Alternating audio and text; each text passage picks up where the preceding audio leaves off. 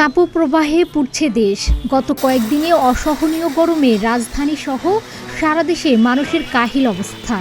প্রতিদিন গরমের মাত্রা যেন লাফিয়ে লাফিয়ে বাড়ছে।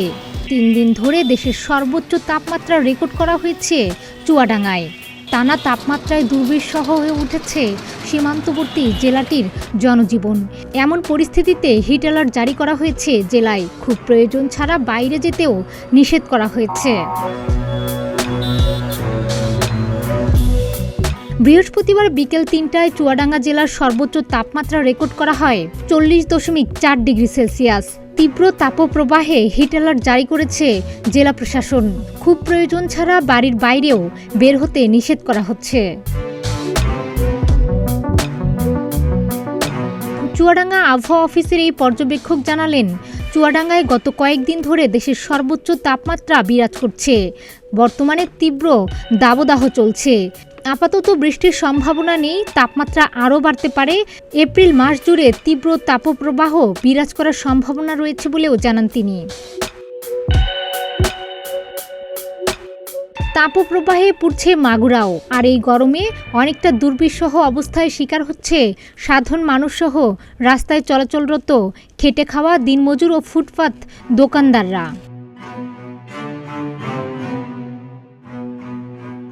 এই তাপপ্রবাহ থেকে কিছুটা স্বস্তি দিতে মাগুরা পৌরসভা প্রতিদিন 4.5 বার শহরের প্রধান প্রধান সড়কে ট্রাকে করে পানি ছিটিয়ে রাস্তা ভিজিয়ে দিচ্ছে।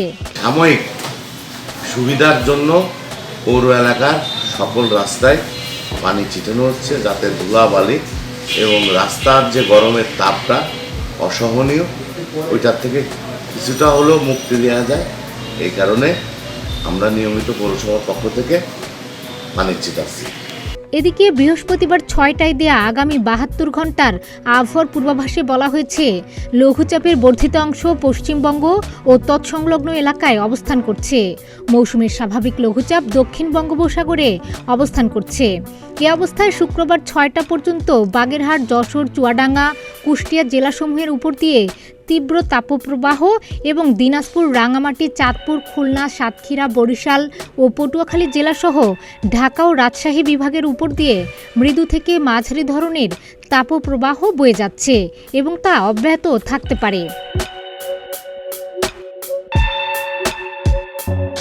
সারা দেশের দিনের তাপমাত্রা বৃদ্ধি পেতে পারে এবং রাতের তাপমাত্রা প্রায় অপরিবর্তিত থাকতে পারে।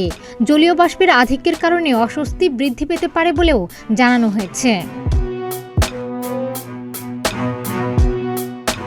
এ সময় রংপুর, ঢাকা, ময়মনসিংহ, বরিশাল, চট্টগ্রাম এবং সিলেট বিভাগের 2-1 জায়গায় অস্থায়ীভাবে দমকা অথবা ঝোড়ো হাওয়া সহ বৃষ্টি অথবা বজ্রসহ বৃষ্টি হতে পারে।